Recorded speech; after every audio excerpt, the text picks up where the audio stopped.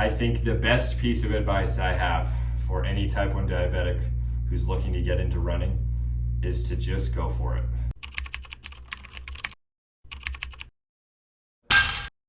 Good morning.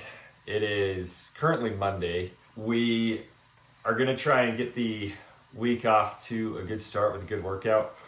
Hitting legs today, so need a good warm up. And we were at Bryce Canyon over the weekend, so played soccer, ran a bit, and then sitting in a car. I just feel a little bit tight, so I want to make sure I'm nice and loose for squats. Don't want to hurt anything. I also completely messed up my feet playing soccer, so we'll see how these squats go. Just finished a 5-minute warm-up on the bike. Had kind of a high movement, but also a lot of sitting weekend. So I woke up this morning feeling pretty tight. So took time to warm up and then did a few stretches just to help loosen up. So about to get into the workout. Today I do have kind of a topic. I mean, normally I'm pretty off the cuff, but today I want to go into tips for running with type 1. And I guess as kind of a preface to that, running with type 1 diabetes is no joke. I mean, running regardless is no joke. But you stack the difficulties and inconveniences of type 1 on top of a running training schedule or running workouts, and that kind of long-winded, pun intended, cardiovascular workout can be very difficult with type 1. And so I want to share some things from my experience. I want to get into some tips that help me, and not all of them are going to be super type 1 focused, but I'll try and hit those first, and then after that get into kind of the general running tips that I noticed myself really benefiting from. So without further ado, got a warm-up set, and then we'll get into it.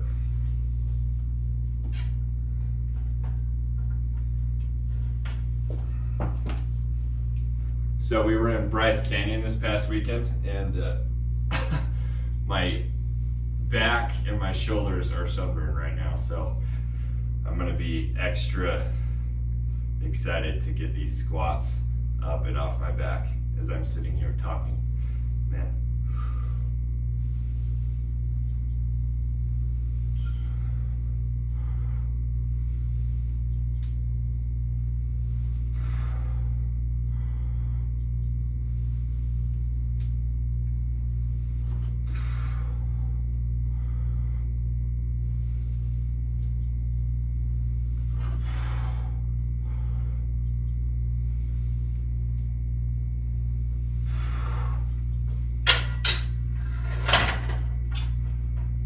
Okay, first up, and again, I'll try and keep these tips specific enough so that they're practical and helpful, but I also want to hit a large audience. And so with running, if you're not, well, how do I say it? If you're coming from not exercising too much to wanting to take up running, I think my first tip would be not only know your body, but know your basal insulin dose, and then recognize that with your new exercise regimen, that basal dose might need to change. I noticed that a few times, especially as my mileage per week kept going up and up. I needed to drop my basal insulin dose strictly because I feel like my body's, I don't know what that is, metabolism or just the calories and fuel that your body needs to keep up with that kind of rigorous caloric intake to support all that activity definitely had an impact on my basal insulin. So I had to either drop my basal dose in the morning to compensate for that, or when I was done running, or I didn't have that much running in my training plan anymore, I had to bump up my numbers because I was starting to run high. So that would be my first tip, is just be aware of, I guess, where you're at activity-wise and fitness-wise. And there's no shame, no judgment on any of it, but know where you're at, and then understand that as you make drastic changes to that, your body's going to require changes in, I guess, the artificial supplementation of insulin that type 1 diabetics need. And so just be aware of that. I would hate for someone to like really get excited about running and then start getting into it and have their insulin be all, or their blood sugar be all over the place, and then stop running because they're afraid of what running might do to their blood sugar levels. I promise your blood sugar levels will be better when you run. It just takes a sec to get them level. And then once you start running, I feel like my blood sugar levels were fantastic. The exercise and the level of fitness that you have, I feel like really helps maintain healthy blood sugars. So that's my first tip. Let me hit set number 1, and then I'll be on to the second.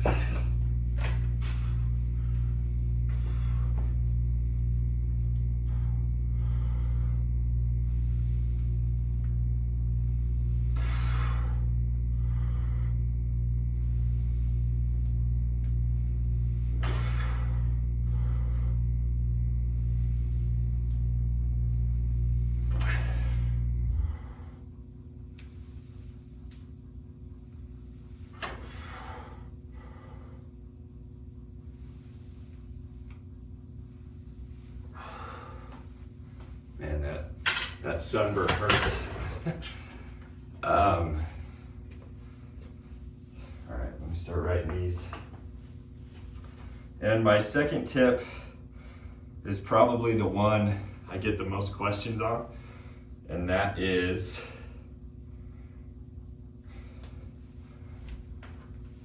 how to keep blood sugar levels stable during runs, which I will admit, way easier said than done, and also takes some practice. I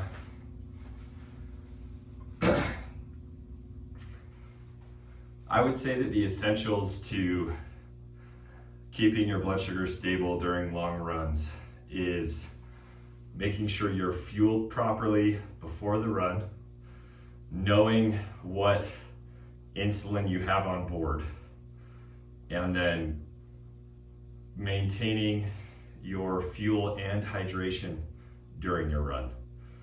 And so I can break all of those down individually.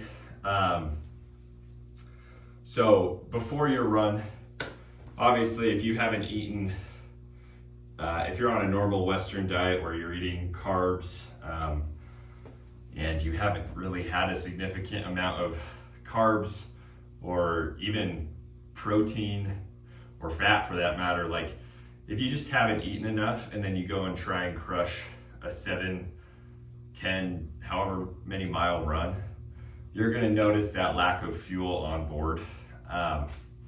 And that will impact your blood sugars. I noticed that as I was pretty dialed in and like, okay, eating good sized meals throughout the day to not only help fuel the run I did before those meals as kind of recovery, but also prepping for the meals after that meal. Wow, I'm all over the place. Prepping for the run after that meal. I noticed I felt a lot better and a lot more fueled.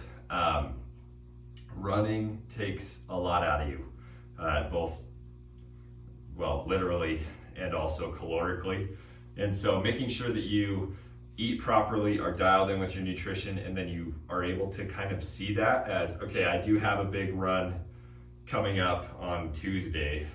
Sunday and Monday, I'm gonna make sure that I'm eating enough to feel recovered, but also eating enough to feel fueled for that run. And then one of the most difficult parts is going into that long run Tuesday. I need to make sure that my blood sugars are level before I go. So I always avoided running right after I ate a meal. To me, that was just a no-brainer. It didn't seem like a good idea, because as confident as I was in my insulin doses for specific meals, I never knew what the level of activity was going to do to that blood sugar spike or dip. I didn't know how my body was going to respond. So I always waited at least like 2.5 or 3 hours after a run to make sure that, okay, my blood sugars are kind of stable. I liked them in like the 95 to 115 range. And I wouldn't run if they were all over the place, or if I had a big meal and I saw them trickling up. I was like, okay, I want to make sure they're level before I go run, because it will impact your workout if your blood sugars are high, or especially if they're low. All right, next set.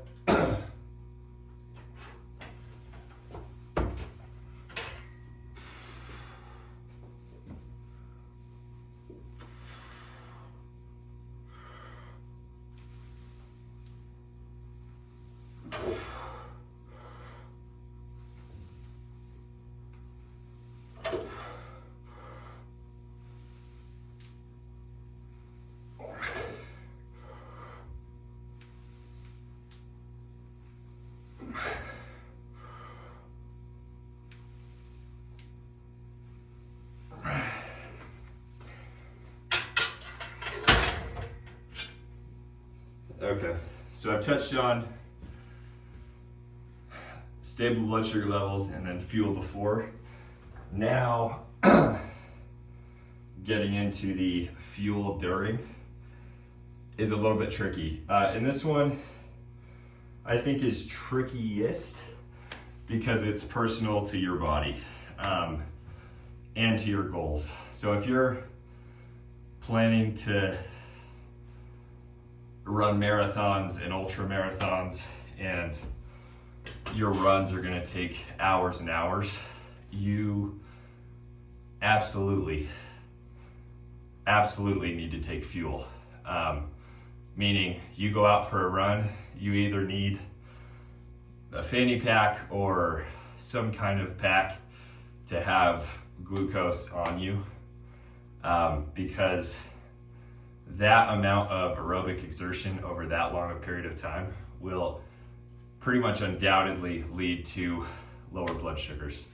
And I had a very interesting experience with this where part of my training, I was actually on a ketogenic diet, but the way that, and this is all a way long story, I think I've gotten into this before, but the way that I would maintain my blood sugars on those long runs, because on keto, you're not technically supposed to have carbs, but during physical activity, consumption of carbohydrates on a ketogenic diet will predominantly go strictly into muscle tissue instead of getting absorbed into your bloodstream. And so you can stay on ketosis while consuming carbs as long as it's during physical activity. A little bit interesting, but I would play around with that timeline. For instance, I'd wake up on a Saturday for my long run. I would have fuel on me. Please always have fuel on you. And then I would go run, and I would kind of watch, if I was like, okay, I'm starting at 110, how long will it take me at this level of effort before I start to see my blood sugar creep into territory that I don't want it to? And it was fascinating for me to see that, because it was like, okay, after that initial 35 to 45 minutes I saw a significant decline, maybe 20 points. And it was at that point that I wanted to refuel. I didn't wait for my blood sugar to go from 110 to 70 before I fueled. I waited for it to go 110 to 90, because you think about it, that fuel's gonna take a little bit to kick in. And if you eat it when you're at 70, you might drop a little bit more before that fuel kicks in, and then you're riding a really low line. And so I always wanted to start my runs at a spot where I knew, okay, after 30 to 45 minutes, if I drop 20 points on my blood sugars, how can I consume just a gel packet or something to get my sugars back up to that kind of 110 range. And a lot of the time it wouldn't get all the way back up. It would just kind of like teeter. It would be like, okay, I'm at 90, I'm consuming carbs, and it'd be like 97, 98, 99, and then it would start coming back down. And so I'd have another 30 to 45 minutes where I'd get a little bit of a bump, and then I'd be back at 90, and then I'd want to eat another batch of carbs. And so to answer the question in kind of one sentence, the way I fueled for long runs was knowing my body and then bringing fuel with me to experiment with, in the way that how much time do I have before my blood sugar gets to a level where I need to take in those carbs to support my run and stay in a healthy level. So over the course of, some of my runs were averaging like 2 hours, 2.5 hours. I would need, probably 4 or 5 different fuel packets brought with me that I would consume during the length of that run. And it is kind of annoying, but I think the cool thing about that one specifically is that all runners do that. That's not just a type 1 diabetes thing, that's all runners. If you're serious about really getting into running shape and training, the need for glucose and the need for fuel during that run is imperative. Nobody can just take off running David Goggins 240 miles and not eat anything. Your body's just gonna drain, cramp up, and at some point you're just not gonna be able to move. And so I felt some comfort in that, where I was like, okay, I'm not the only one having to do this. Like, I'm seeing other runners fuel during these runs. Like, this is a normal thing. So if that brings any consolation to you, I hope it does. But we have some extra steps, but for the most part, we train like runners train.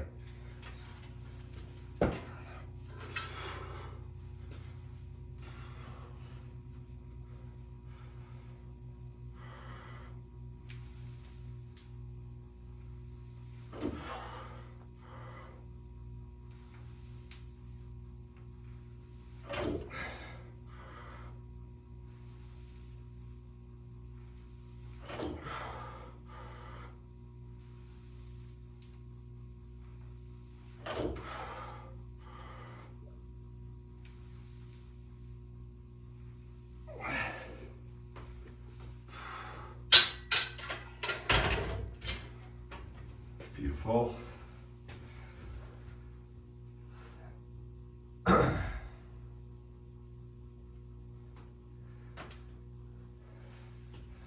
right, up in the weight again. And then we'll get into the next tip. Kind of like this format, just going off my experience, and hopefully it's helpful to you guys. Again, running is no joke. Training like this, where you're lifting weights, you have rest times, it's not as aerobically challenging.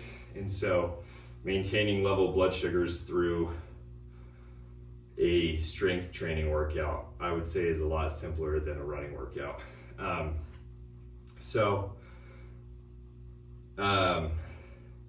Sorry, I guess on one hand, I know I took a long time explaining that last one, so I want to hit these sets on a good cadence.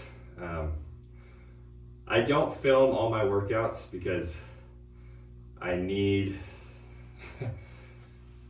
some workouts to myself to make sure I'm dialed in and training for the sake of getting a good workout. Not that I don't when I record, but obviously it's a little bit different. So I probably only record 1 a week, 2 max. And then my other workouts, I'm dialed in, focused, stayed a pretty strict rest times. But these ones are fun, and honestly kind of a lighter way to get another workout in for the week. So I love it. And I hope you all do too. I know it's just me talking to the camera. I should probably just invite someone. Maybe I can invite my 14-month-old and he can be my co-host. Definitely a lot cuter, but anyway.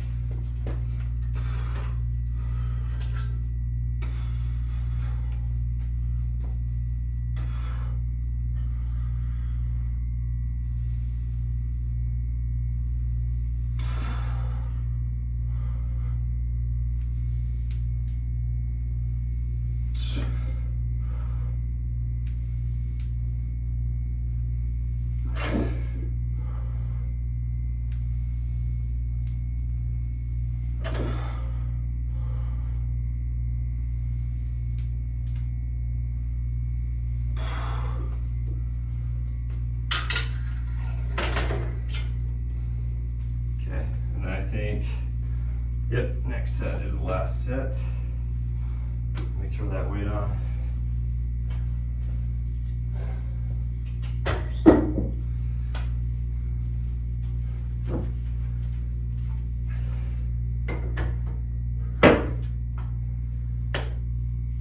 All right, man, need to catch my breath for a sec. My next running tip, and I've said this, I feel like this always comes up in these episodes, but consistency and patience are like my 2 buzzwords in all of these videos. But specifically with running, consistency is key. If you run once every 3 weeks, because you get motivated to go out and run, and then you push it way too hard, and then you're sore for a week, and then you're discouraged for another week, and then the 3rd week you find motivation again and go do the same exact thing. I would not say that that's the best training model. And so a way around that, and that's actually something I want to point out, I'm a hypocrite. I did that same thing. I went out, 2023 was my big running year. I went out, started training in February. It was freezing, and I thought I could run a few miles. I made it like a 1/4 mile and then had to stop. And granted, well, no excuses. It was embarrassing. I was not in good shape and thought I could push it, and so I did, and ended up going, I think it was only 2.5 miles, nothing. Sorry, not nothing, but not what I had expected for my first workout. And I got back, I was winded, I was so sore, my calves were on fire. And it was a little bit discouraging to be like, wow, I really need to pick up my training and get in shape. And so I stayed consistent. I dialed it back. I was like, okay, let's just start with a 1/2 mile. If I have to walk part of it, great. If I have to run and then walk and then run and then walk, that's perfect. I would just do that and tried to run. I think I started at 3 times a week and then was up to 4 times. And so finding a cadence in which you can support yourself through taking on this new training is very important. And let me hit this last set on time, and then I'll get into that.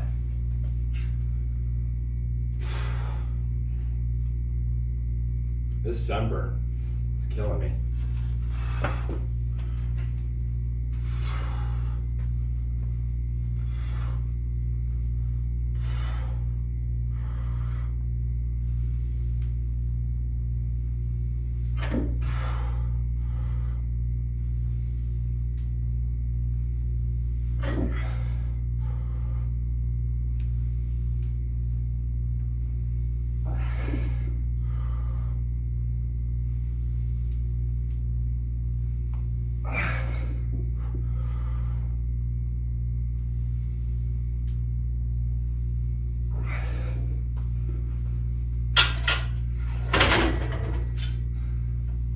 Okay, squats are done.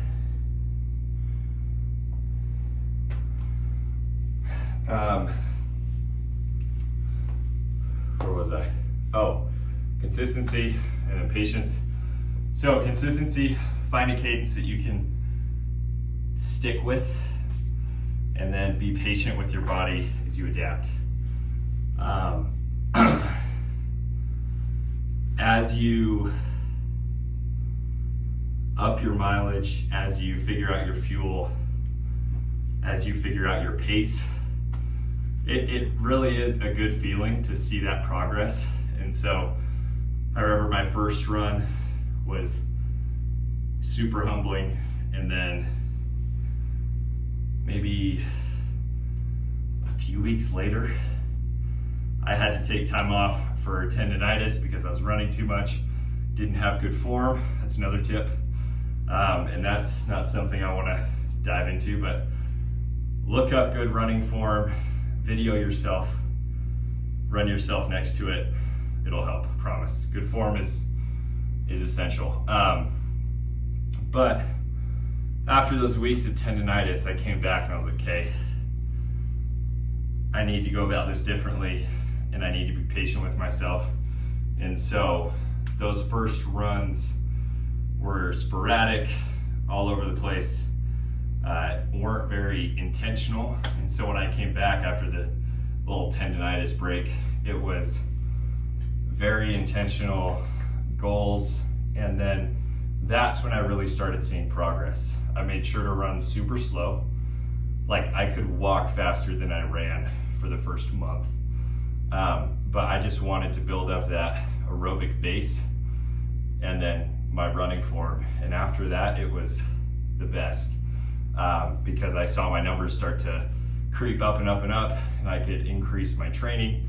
And then I was training Monday morning, Tuesday night, Wednesday was a rest day, Thursday morning, and then either like Friday night or Saturday morning was like a really long run.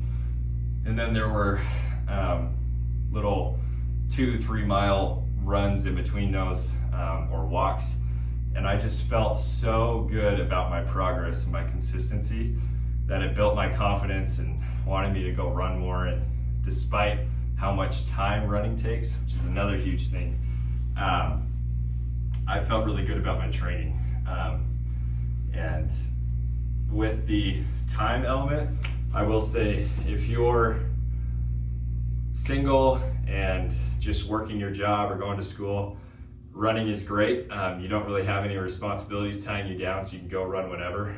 If you're married with kids, with a job, running is a lot more difficult. I had to get up before the sun was up most days to get a run in before my wife needed my help. And I didn't feel like I was abandoning her for an hour and a half to 2 hours in a weekday morning to just go run.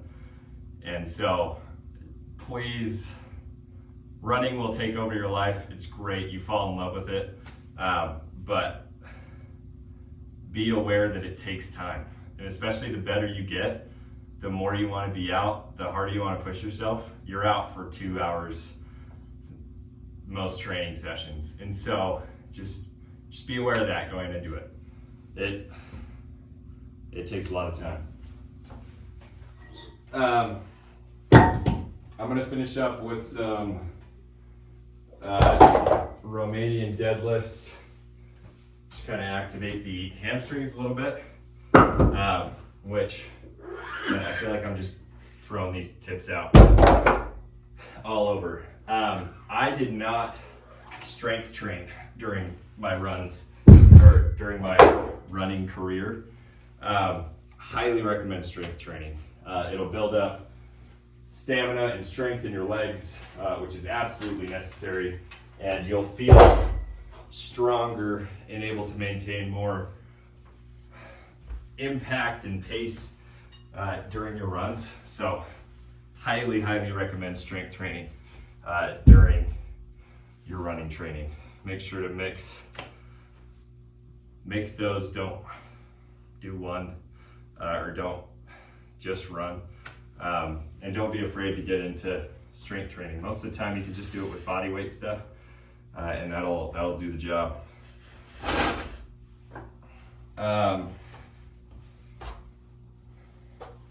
Let me hit a set of these, and then we'll keep going.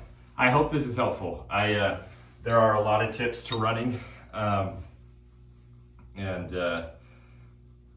I hope I can get them all. If not, ask me anything, and I'm happy to help answer.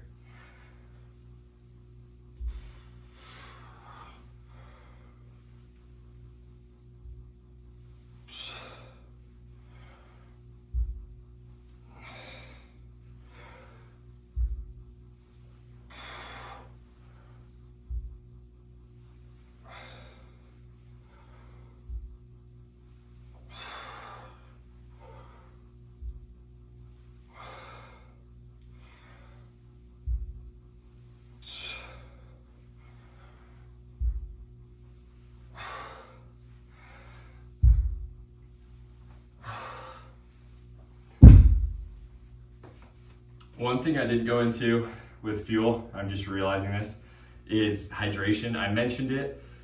Do not underestimate the power of hydration.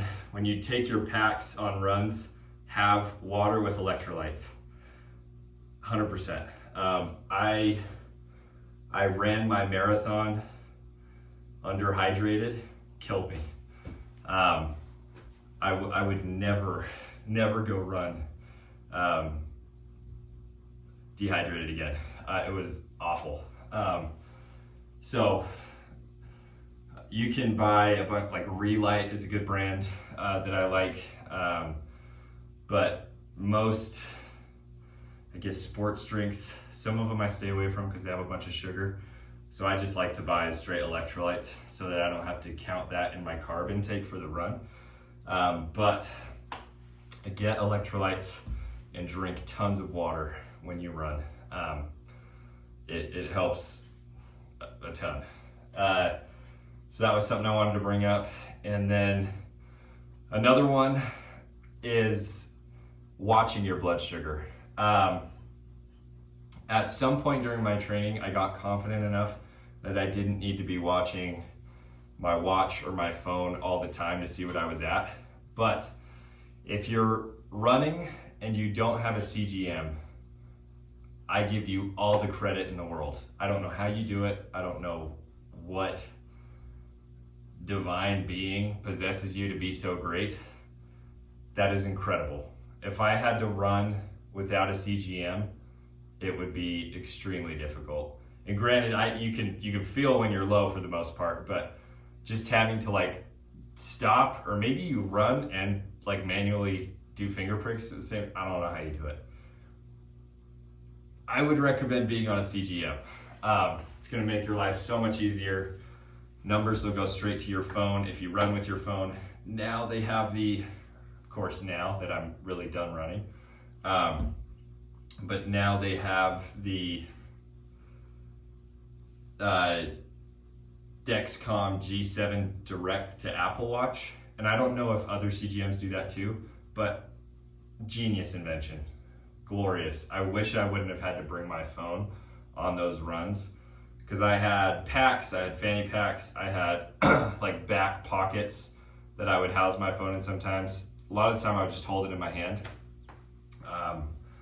But having a CGM makes a world of difference in just having your blood sugars constantly there, and being able to watch those trends in your body as you're training for extended periods of time. So I do highly recommend being on a CGM. It's just gonna make life easier. I've never had a pump, so I don't know what that process looks like. I wish I did and I could help anyone who has questions with it, but yeah, I don't think I'm qualified to talk about that one. All right, another set, and then I feel like there's still a lot of tips I need to get through, but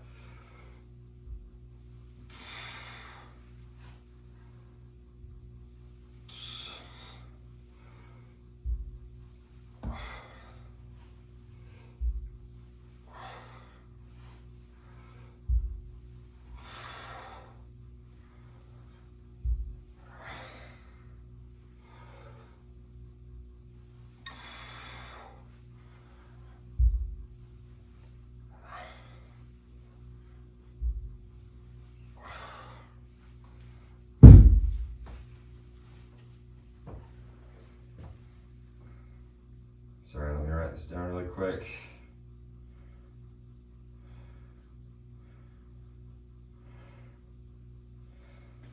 Okay, I'm just gonna spitball these last ones. Socks. Weird thing, I trained in like old Nike calf high socks that I feel like every dude has. My feet hurt so bad. I was getting blisters all the time. They felt uncomfortable in my running shoes. I got pairs of these, I think they're Saucony, which they literally put sock in the name, so it's gotta work. But I got these, they just felt a lot comfier initially, and then I went out and ran, no more problems. It was beautiful. And granted, some of my longer runs, the marathon, the ultra, I had some foot problems, but those are kind of natural with running that far that fast. But for the most part, I was like amazed at how big a difference socks made. Shoes, same thing. Find a pair of shoes that work for you. I can't run in neutral soled shoes. Hurts my feet and hurts my knees. I ran in Brooks Glycerin 20s pretty much all year. I know if you're really into running, you should probably switch up your training shoe so you don't become so fit formed to a specific shoe. I've heard people talk about that. But find a shoe that works for you. You don't need 40 pairs of shoes to be a runner. You just need to go run. So find a pair that works, get into it. If you're really getting into it, buy another pair, switch it up, get a race day shoe, do the whole thing. Let me see.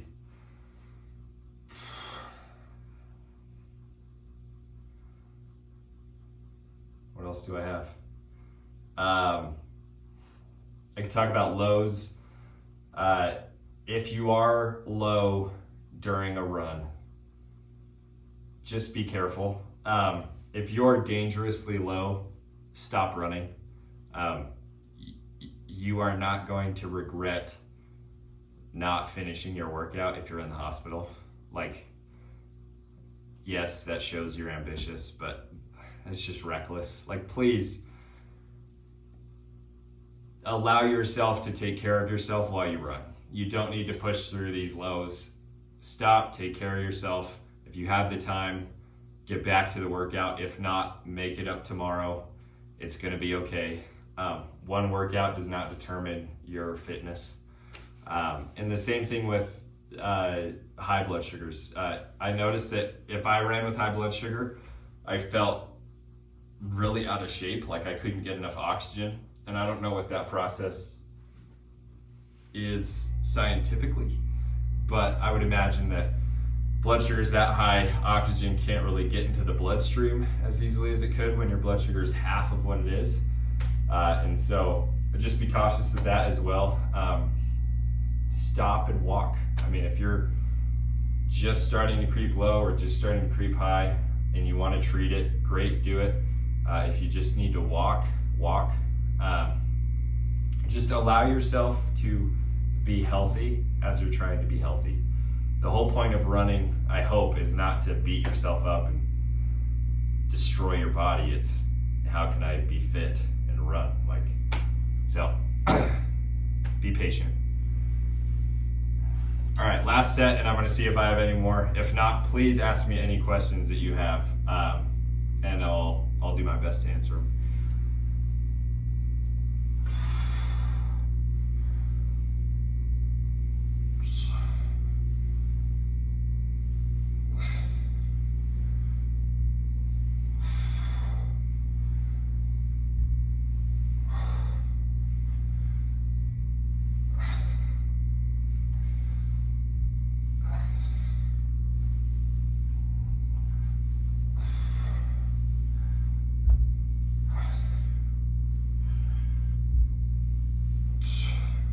Okay.